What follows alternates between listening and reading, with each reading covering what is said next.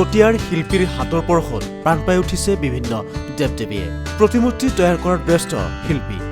চতিয়াৰ পদুম মগৰ নামৰ শিল্পীগৰাকীয়ে ৰাসৰ লগতে ভিন্ন মঠ মন্দিৰত ব্যৱহাৰ হোৱা প্ৰতিমূৰ্তি তৈয়াৰ কৰি এতিয়া দৃষ্টি আকৰ্ষণ কৰিছে অঞ্চলটোৰ সকলোৰে ৰাস মহোৎসৱ উপলক্ষে এতিয়া চতিয়াৰ শিল্পীসকলৰো ভীষণ ব্যস্ততা পৰিলক্ষিত হৈছে দিন ৰাতি একাকাৰ কৰি চতিয়াৰ পদুম মগৰ নামৰ শিল্পীগৰাকীয়ে ৰাসত ব্যৱহাৰ হোৱা প্ৰতিমূৰ্তি তৈয়াৰ কৰি এতিয়া দৃষ্টি আকৰ্ষণ কৰিছে সকলোৰে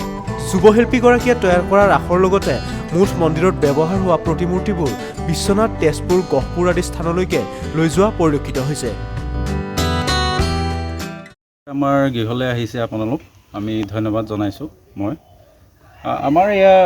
ৰাসৰ কাৰণে বনাইছোঁ আমি ইয়াৰ বিভিন্ন ধৰণৰ আমি প্ৰতিমূৰ্তি বনাওঁ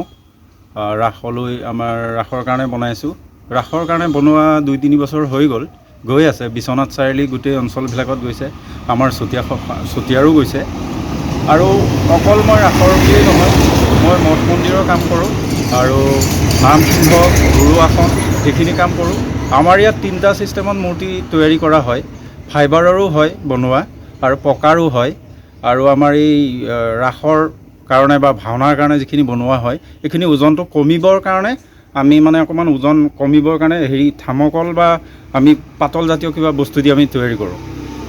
তেনেধৰণে কৰোঁ গতিকে মইতো বহুত ধৰণৰ কাম কৰিয়ে আহিছোঁ কলিকতাতো কৰি আহিছোঁ শিকি আহিছোঁ হ'ল আজি 3-4 বছৰ হৈ গ'ল এই মৃন্ময় শিল্পীৰ লগতে জড়িত মই কৰি আছোঁ কাম আজিলৈকে চৰকাৰৰ ফালৰ পৰা কিবা সা সুবিধা পাইছানে তুমি তেনেকুৱা বাৰু চৰকাৰৰ ফালৰ পৰা তেনেকুৱা পোৱা নাই মই ভাবোঁ যে মোৰো আজি যিহেতুকে 2-3 বছৰ হৈ গৈছে এই বিজনেছটো মানে আমাৰ এই মৃন্ময় শিল্পীৰ লগতে মই জড়িত হৈ থকা গতিকে মই ভাবোঁ যে আমি আমাৰ এই শিল্পীত্বটো অকণ ডাঙৰ কৰিবৰ কাৰণে অকণমান বহলাই কৰিবৰ কাৰণে যাতে মানে চৰকাৰে অকণ সহায় কৰে আৰু আমি আশা কৰোঁ তেনেকুৱা ধৰণৰ